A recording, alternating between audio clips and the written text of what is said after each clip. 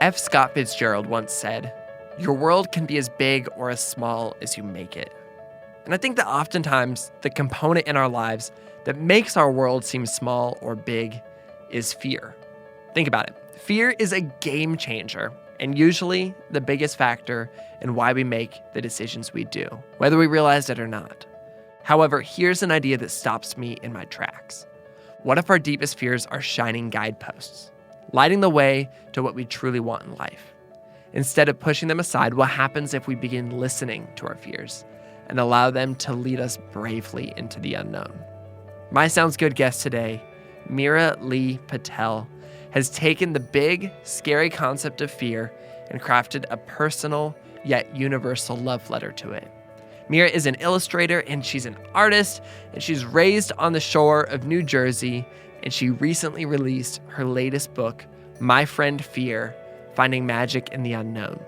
Today, she joined me in the studio to help us all examine fear, where it comes from, how it can hold you back, and how it can be harnessed into a power for good. I am Branden Harvey, and this is Sounds Good, the weekly podcast where we have conversations with inspiring people who are rejecting cynicism and using their lives to make an impact. I honestly think that this conversation could change everything. Let's dive right into it.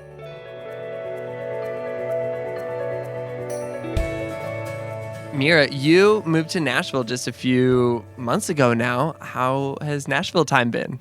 It's been amazing, and I came from Brooklyn, where I'd been for 5 years, and I came here in May of 2017 during a 6-month solo traveling around the country, just kind of, doing my own thing, finally feeling free, doing stuff that scared me. Traveling alone was always, I was like, I can't do it, it's really scary, something's going to happen to me, and I got so sick of hearing myself say that I was like, I'm going to do it. Really? Yeah. 6 months, you said? 6 months, yeah. How many states did you visit? I think 7 or 8 plus Vancouver. Wow, so that's went amazing. Went to Canada too, yeah. Good. Yeah. So I came here. I got to Nashville in May, and I stayed here for a month, and I just fell in love with everybody I met. I made an amazing group of Nashville kind of does that. Yeah. I started dating somebody. Whoa, from here? From here. Oh, wow. Yeah. And I kept traveling. I was like, I'm only here for a month, like no ties. I kept going, and then I eventually moved back here at the end of October. That's amazing. Yeah. That's really, really Yeah. fun. Bring me back to this process of beginning this road trip then, because that's fascinating. So 2017 was for me full of surprises and a lot of change that I had been working so hard towards through all of my 20s. I finally quit my full-time job. How long were you at your job? 7 years. 7 years? Yeah. What were you doing? I was an editor at a technical publishing company, and we published papers written by electrical engineers. Where did that come from? How did you get started doing that? I went to school for journalism. Okay. And I landed an internship there the month after I graduated, and that turned into a temporary position, and that turned into a permanent position. And I was very, very, very unhappy. Really? Mm-hmm. The whole time? The entire time. Wow. And after about a year of working there, I felt so disconnected from myself. The work I was doing is very important. Engineers are amazing. My dad is an engineer, so he was really excited for me to be working there, and I was just not feeling it. But I didn't feel like myself, and the work felt very monotonous and meaningless to me. And so I began painting after hours just as a way to get that spirit of myself back into me, to feel like myself again. Had you ever painted before? Just here and there. As a child, I loved being artistic and being creative and making things, but it was never anything serious, I took seriously. After doing that on my own for a couple months, I was like, this is what I'm going to do, and I'm going to make it work. And I freelanced on the side for 6-7 years before finally I could quit. And your dad was an engineer. My dad's an electrical engineer. What did your parents think about you, leaving the engineering world and transitioning to being an artist? Well, they'd seen me working towards it for so long, and they've been so supportive and encouraging. That's sweet. Yeah, and their thing is that they're immigrants. They came here from India when they were 27, 28. Wow. They built a whole amazing life from absolutely nothing on their own, no family close by. And they were very pragmatic. They're like, we love that you're an artist, but could you not quit your job? And I didn't. And I stayed until I knew I could take care of myself. That's from my incredible. art. Well, and I think that's a really cool way to pursue art, because I think it'd be easy to be like, I'm going to quit my job tomorrow. But it sounds like you kind of ramped up to it. I did. And it was, I mean, don't get me wrong. My 20s were really, really hard. They were really lonely because I worked 2 jobs. I didn't take weekends off. I didn't make time for relationships or social engagements or nurture my friendships. I was very one-tracked. I wanted it so badly that all I did was work. It was lonely. What artists do is lonely. To make the work, it's just you in a room looking at yourself, digging through your feelings. It's very emotional and it can be isolating. So it was tough, but it was, I gave up so many times, and I can never stick with it. I can never stick with giving up. Really? Yeah, because my 2 options were to keep trying or to say it's too hard and I'm going to stick with my job and just be okay with that. And that wasn't good enough. I had to know that I at least tried, and I did everything I could. And so I kept going. That's incredible. Thank you. I would do it again. Good. Yeah. Wow.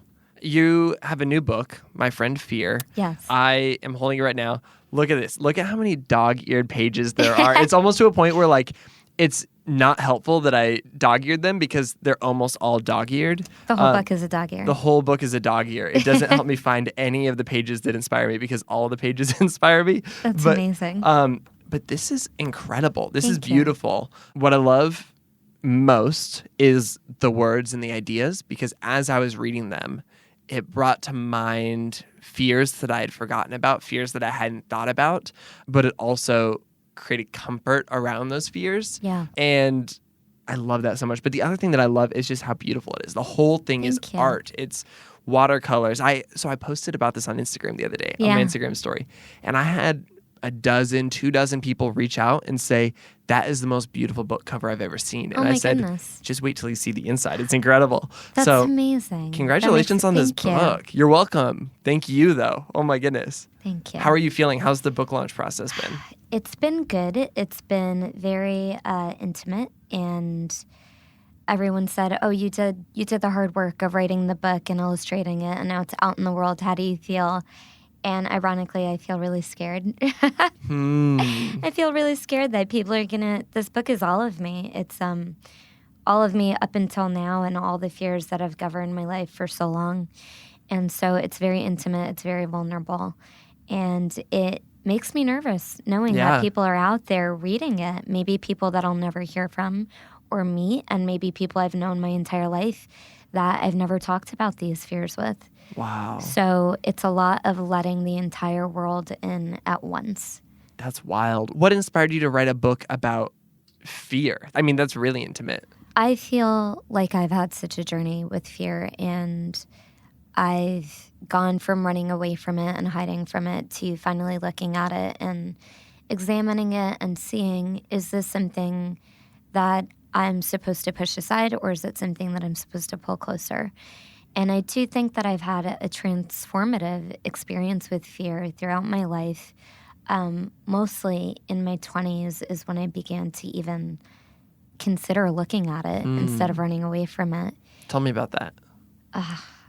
A lot of my life, most of my life, my decisions have been made out of fear. Like you mentioned, when you read it, it reminded you of fears that you forgot you had. A lot of our fears are latent. They lay low. They're inside our bones, and we don't even remember that they're there. And we, a lot of times, feel like we have full agency over our actions, and we're taking action because we want to, and the choices we're making are deliberate. But a lot of times, they are pushed by that shadow of the fear. And unless we deliberately decide to examine the fear and understand why it's there and what it's telling us, we will always make decisions and choices out of fear and oftentimes not even realize it. You said that you began that process, in your 20s of actually diving in. Do you remember what the catalyst was for actually diving in? I remember in 2015 being honestly very sick of myself. I knew that I was saying no to things. I was saying no to going on trips with friends. I was saying no to leaving my job. I was saying no to making any sort of change and venturing into a place I had never been before out of fear. I was sick of the person I was. I was sick of making those decisions and knowing that they were the opposite of what I really wanted, but that I was too scared to step forward. And I had a catalyst moment where I said, no, I'm doing things differently. And that's when I really began to ask myself questions to understand, am I doing this because I'm scared of A, B, and C, which is what I'm telling myself? Or is it really D, E, and F that is buried so far down inside me and is so scary, and I feel maybe shame or guilt around these fears that I don't even talk about them. I pretend they don't exist. I pretend that my red fear is really blue fear because I don't want to look at the red. And so I decided I didn't want to be that person anymore. And I wanted to live my life differently. And I didn't want to regret not living the life that I really wanted because I was so scared of everything around me. It sounds like you were asking a lot of questions, and your book is filled with a lot of questions. Yes. One of my favorite traits in a human being is curiosity. Tell me about this idea of curiosity versus security and how that kind of plays into fear. So we are constantly seeking security. We're seeking comfort. And a lot of that is fear-based, but it is in a very evolutionary, instinctual way. It's to protect us. Our mind doesn't want our body to ever be harmed. And so it says, hey, you're in a good spot right now. You're fed, you're watered, you have a roof over your head, you have people who love you. Maybe don't rock the boat. Maybe stay exactly where you are.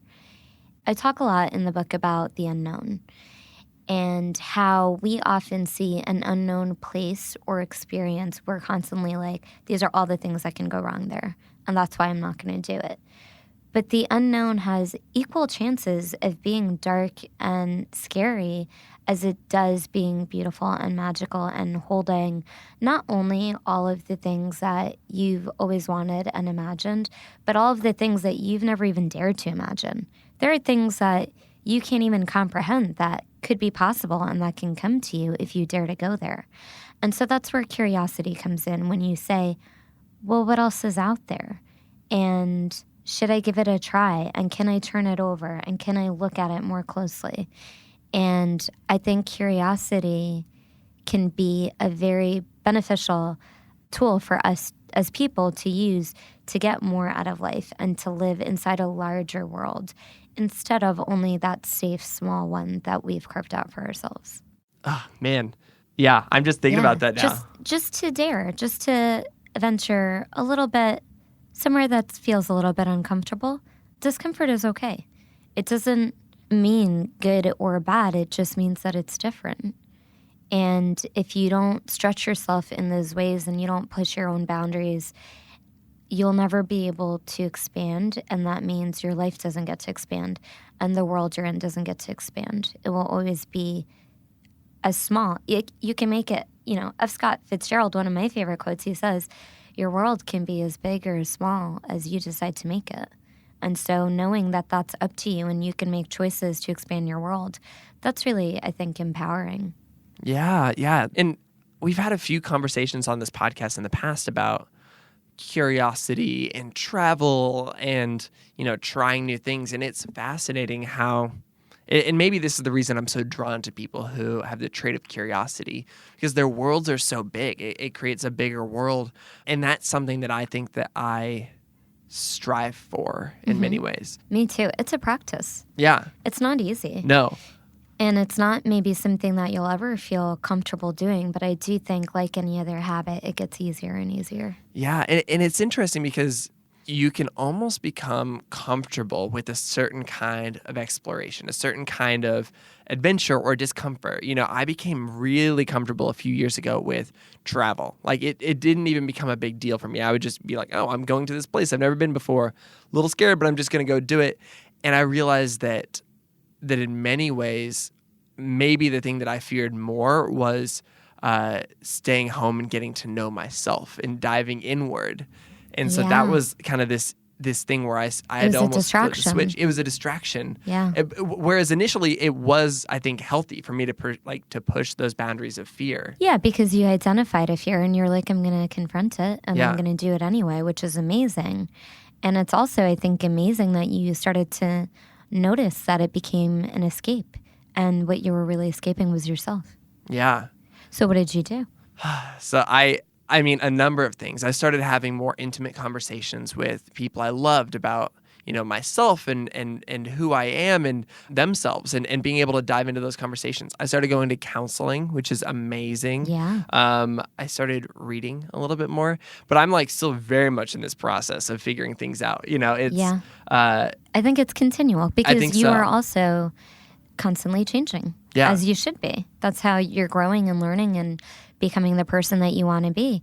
And so it's a constant practice to get to know yourself. Man. Which is also, I think that's so incredible. I love that you can be as many people as you want to be. Like they're all inside you. And whether you allow them to come out and whether you look at them and want to get to know them, that's up to you. It is really funny. As I was reading your book, I was like, it felt a little bit like counseling as I was going through it. Yeah, in a good way, or did it in feel a good way, invasive? in a really helpful, healthy way. Okay. What was great was I appreciated your ability to be intimate and real and share parts of yourself that it seemed difficult to share. And yes, it was really interesting because as you shared those things, that was what triggered my processing into my own life. It wasn't the examples or the ideas or the poems or the quotes. It was your story that pulled those out of me. You're having a conversation with me. Yeah. You're like, oh, you shared a little bit. I'll share a little bit now. Yeah. That is what I wanted to make something that people, all of my work has one singular purpose, which is to make people feel less alone. I really want people to know that I am just like them and they're just like me. And I'm hoping that the more that people see that we are all connected in these amazing, undefinable ways, the more they feel comfortable not only being themselves, but letting other people see them. And that was my intention, to make people feel less alone and then to help them feel connected. That's good. And so I'm really happy to hear that it did that with you. Good. Yeah. You just mentioned that you felt different and, this idea that our fears are universal, but you can still kind of, feel othered, even though we're all connected. And you mentioned earlier that your parents are immigrants. What was that experience like for you? So I honestly believe that everybody feels like an other at one point, if not constantly in their lives. Totally. And for me, that started very early. My parents, as I mentioned, immigrated from India in their late 20s. And I was born and raised in a tiny, tiny town in New Jersey called Little Silver, which I loved and I have such an affinity for. But we were the only non-white family in the whole town. And so I was the only non-white child basically from kindergarten to 8th grade before I went to a high school that had a lot of students from different districts. And so I constantly felt different, and I was constantly reminded that I was different. I spoke Gujarati, so that's a language that nobody's familiar with. I learned English in school. And I think I felt alone, misunderstood, and really ashamed a lot of the time, ashamed of my culture and my ethnicity and who I was, because I just wanted to fit in. And I actually remember vividly, I don't know if I've ever said this out loud, to be honest, but in middle school, I would actually try to scrub myself white in the shower and try to become lighter. And you'll even, if you go to India now or you go to pockets of India in the United States, there's all sorts of skin bleaching creams. Totally. I've seen it. Things like that. Yeah, because to be lighter is to be better. and that is something that I wanted to be. And so that was my experience as a child, feeling different, and it was very physical. Yeah. Because I remember as a kid thinking that I might be different, wondering, do other people think the same thing as me? Right. Are we different internally? But I never had to, worry other than having goofy hair. Sure. If I was different. I love your hair. Thank you. And so Right. that, that's something that I can't even imagine. Yeah. And I think the point in me saying that story is that, yes, I was clearly different in a physical sense, but you felt different internally. And so that was an invisible fear of being different that maybe nobody even recognized or asked you about, but you still had it. And that's what connects us, that we both felt like strangers and didn't know why we should feel that way. Let's unpack both of these a little bit, because in your book you talk about fears and kind of flipping them on their heads and, the two sides of fears and these questions you can ask. Yeah. So with this internal and external fear, I don't even know where to begin. You're the expert on this. But the first thing is, what is the underlying root of these? That was something that you talked about in your book. Yes. What's the underlying root behind Yes. these fears? So in the book, I talk a lot about rational and irrational fears. And rational fears are ones that have a root. So you could say with this fear of being different, I could say, well, I have a fear of meeting people or becoming close friends with people who don't look like me. And does that fear have a root? Yes, because when I was younger, I was made fun of and picked on for being different, for being Indian. So you would say that has a root. Yeah. But another fear, you could have a fear of drowning. Now, does that fear have a root? You could either say, yes, well, I almost drowned when I was little, so that has a root and it stayed with me. Or you could just say, well, I'm afraid to die. That's not a root. That's an irrational fear, because there is nothing in your life that has told you that the water is going to take you. And so it's very important, I think, when you're looking at your fears to develop the skill, really, to separate irrational from rational, because the rational ones are there to serve you. They're here to say, hey, you tried this once before and it hurt you. Do you want to try it again? And I hope that in most cases you'll say, yes, I'm going to try it again anyway. But it serves their purpose. Irrational fears just keep you in the same place.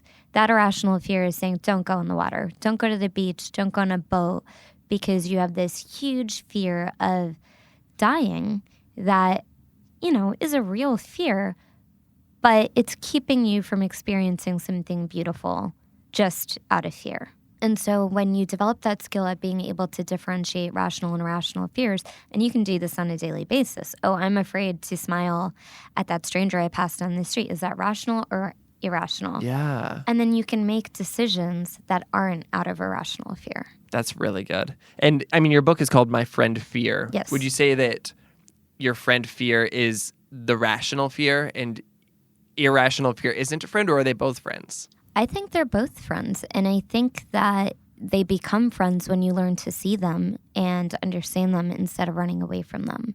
You'll see that your real fears are really pointing the direction to what you really want out of life. So let's say I'm afraid to become close to people who don't look like me or aren't from my country or culture. And that is not because I don't really want them in my life, but if I really dig deep down into where the root of that fear is, it's a fear of not being accepted or a fear of not being loved. And I do want to be loved by others, especially people who aren't like me. I want us to be able to find what connects us and where that understanding is and where we can find the beauty in what is so different about us. And so that tells me I'm so scared of meeting new people, but it's because I really want to.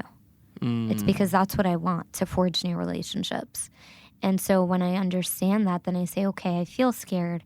I know that maybe I'll be rejected or that somebody won't like me, and that's okay. And I'm going to give it a shot anyway, because on the other side could be something really beautiful. And I think that's kind of the biggest experience that I've had with fear, even before I became more self-aware, was this idea that fear leads me to the things that I'm most drawn to. Absolutely. I remember early on in my photography career, I was telling you before we got started that my background is in photography.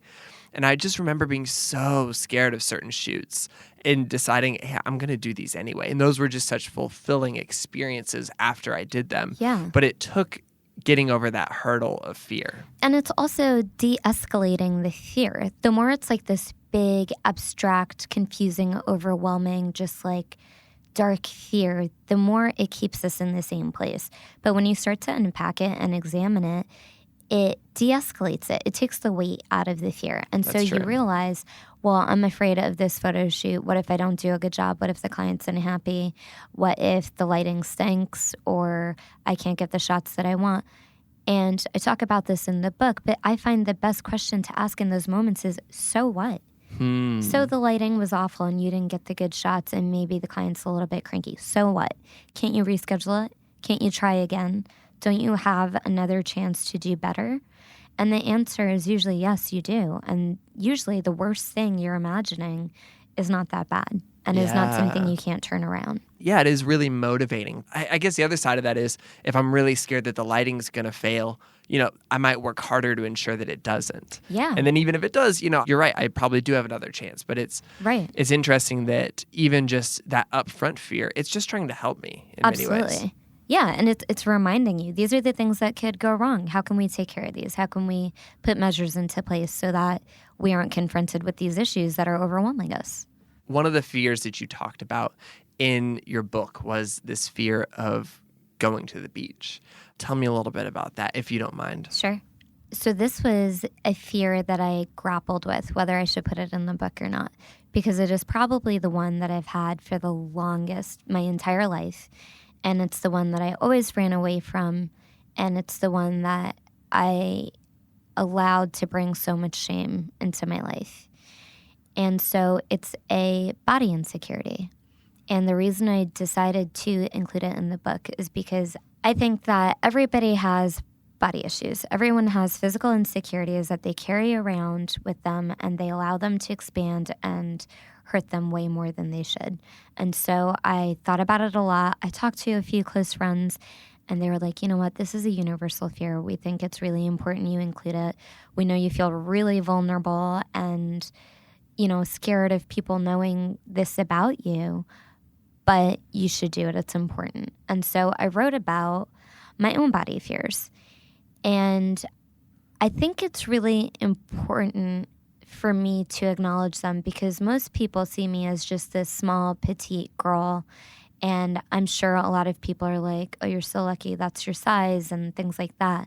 And what they don't know is that I carry so much shame about my body. And there are so many things that I wish I could change about it.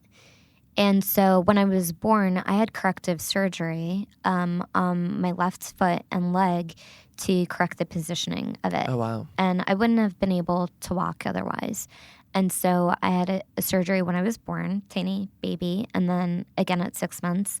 And I wore braces for many years and corrective shoes and things like that. And because of that, I have a 20-inch scar that just snakes up the back of my leg. Oh, wow. And all along the side of my foot. And I've always been very, very ashamed of it.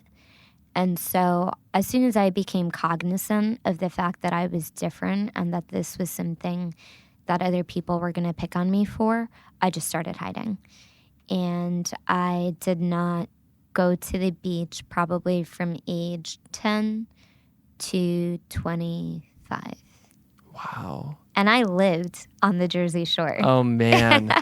I was a stone's throw from the beach. And the beach is, the one place where you really can't hide that. Otherwise you can wear like long socks or pants or, anything. But it was where I couldn't escape myself.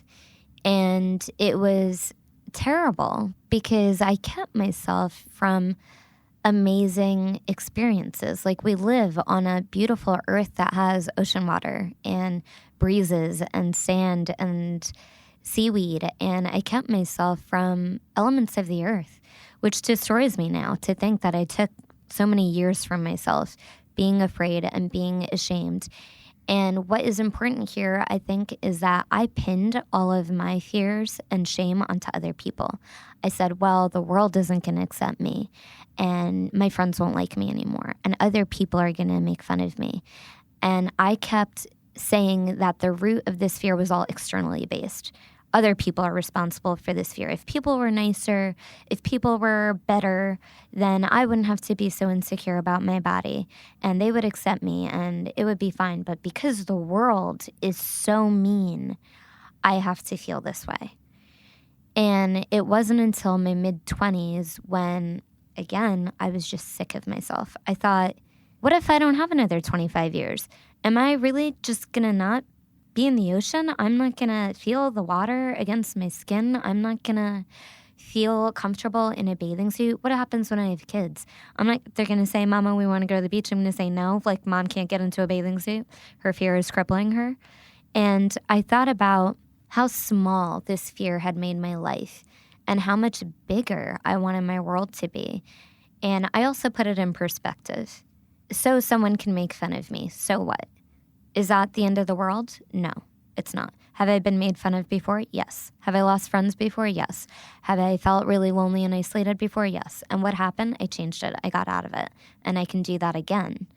So I decided I'm going to stop making those actions based on my fear and my shame. The other thing I did was to examine, was this fear and this shame, was it other people? Were they really responsible for it? Was it the world that was being so mean?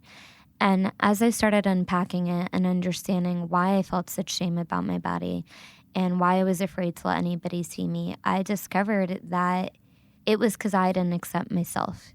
For so long, I said other people aren't going to accept me. But when it was just me in a room with my own body, I felt uncomfortable. I didn't accept myself. I didn't like who I was. And so that was a lot of work to understand why I felt that way and how I could change it. And that is an ongoing process. And it's still something I work on and something that is difficult for me. But the important part is that it's something I want to work on. And it's something, approaching myself with kindness and acceptance is a difficult practice, I think, for most people. But I take a tiny step towards it every day. And I think that's the important part. I think that's beautiful. And I'm really glad you included it in the book because earlier when I said that as you shared your stories, it brought stories out in myself. Yeah. That was one of those where, I'm glad. very specifically, I thought about how growing up, when I would go to the pool, I would cross my arms when I would walk because it was just this insecurity of my body and the way that I looked and not wanting to be made fun of. Right. And I had probably completely forgot about that. And bringing that back up actually allowed for some healing and some growth. And I think that continuing to keep that buried would have been unhealthy. And it would surely come up in different, darker ways sometime in the future. And I think forgiving ourselves for past shame we've felt and past things we've done to ourselves is important. You would forgive a friend. You would forgive somebody that has hurt you because they didn't mean it. And so why wouldn't you do that for yourself? It reminds me a little bit. I've got my notes in front of me from when I read your book. I've got, there's 3 arrows here pointing to this spot right here. And I said, Goosebumps, page 136. And I'm going to pull up page 136 really quick. Yeah, let's take a look. Because, oh my goodness, this is what really got me. Can I actually just have you read this page? Is that okay? Yeah, that's fine. All of 136. Artists are often admired for their work because it is difficult. It requires them to be vulnerable. Writers pour their thoughts onto paper and wait for others to critique them. Dancers rise early and practice for hours, going home to nurse their bleeding feet and aching limbs. Painters work tirelessly for months on end, only to tear down their canvases and start all over. No one will ever say that making anything worthwhile is easy. We respect artists for their daring and punish ourselves for our fears, not realizing often enough that we are all artists ourselves. Living is art. Taking chances is art. Being present for ourselves and others is art. Oh my gosh. I was reading that and I just had to stop reading. It was just such a wow moment for me. And There's so much pressure to be somebody else. Yeah. And to do what other people are doing. And I think we don't give ourselves enough credit for I will wait in line for coffee in Nashville. This has started happening to me, which is incredible. I'm waiting at the drive-thru for coffee, and I get up to the window, and the person, the cashier, tells me, "Oh, the guy in the front just bought your coffee, so don't worry about it, drive through." And that is an incredible thing. And that is an art, to practice that kind of kindness for a stranger, to help somebody on the street, to say hello to the person in the room that doesn't have anybody to talk to.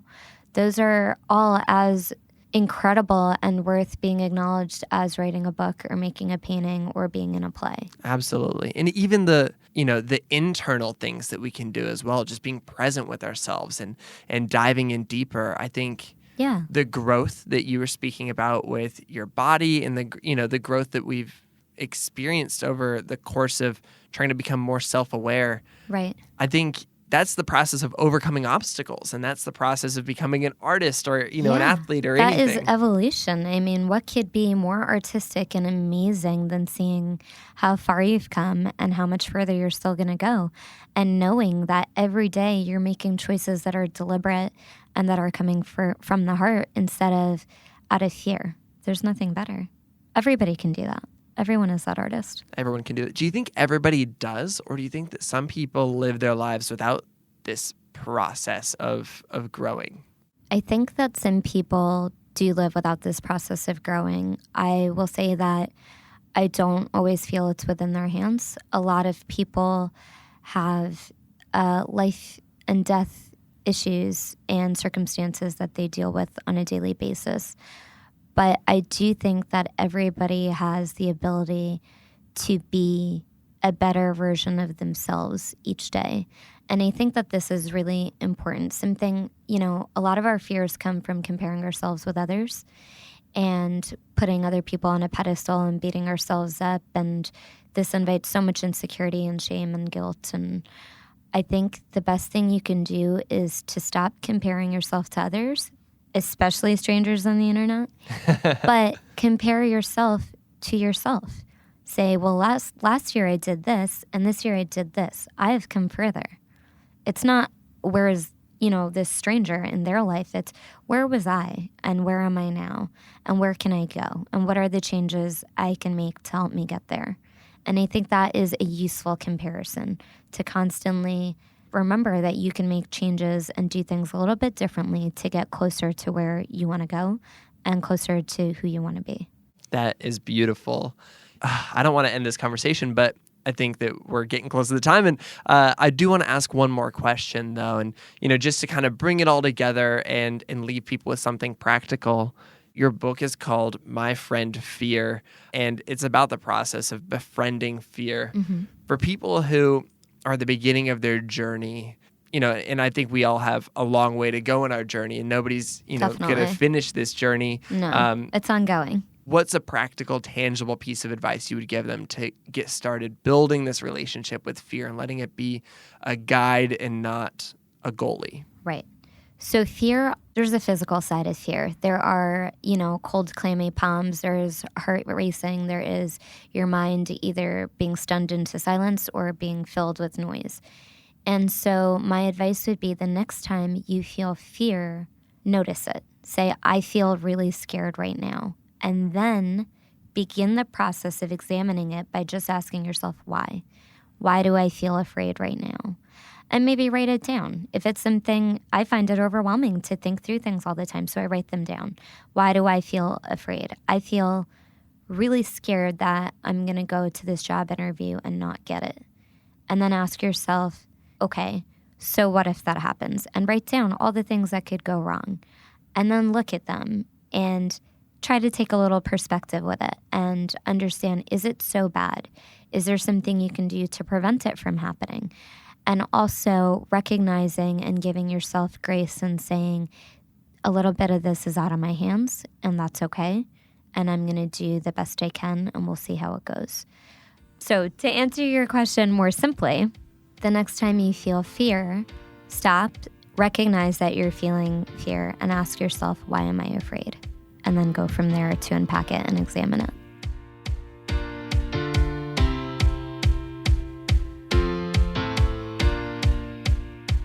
I just feel like this whole conversation was one big wow moment for me. I hope I'm not the only one. It can be so easy to let your fears rule your life without noticing it, and so hard to figure out how to stop doing it. So, like Meera said, the next time you feel fear, stop. Recognize it. Ask yourself why it's there, and then examine it. Y'all, do yourself and everyone else a favor by following Meera on social media. I love her on Instagram and Twitter. And most importantly, though, go and pick up her book. It's called My Friend Fear.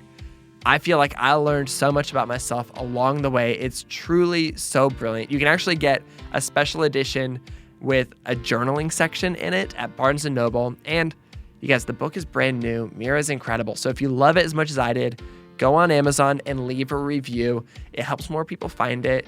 I know that she'd appreciate it. If you knew it sounds good, we would love for you to stick around. You'd also love my conversation with the author of Choose Wonder Over Worry, Amber Ray, or the brilliant Adam J. Kurtz. Both of these people completely embody so much of what we've talked about in this episode, and I think you'd love their conversations. You can find these episodes and another 90 or so episodes wherever you listen to podcasts. In fact, wherever you're listening to podcasts right now. This podcast is created by me, Branden Harvey, as a part of Good, Good, Good, a community that believes in the power of celebrating good news and becoming good news. Chad Michael Snavely and the team at CM Studio edited and mixed the show, and Christy Karenbrock provided production support. Oh, and here's one more thing that's really cool. I'm so excited to share that issue 3 of the Good Newspaper is getting ready to be shipped out the first week of February, and you can pre-order it online. You can visit shop.goodgoodgood.co and make sure you don't miss out on this newest issue of the Good Newspaper. Truly, it's something we're really proud of. And on that note, that is a wrap for this week's episode. Let's start moving towards seeing our fears as an opportunity to uncover beauty and magic in the unknown. Sound good?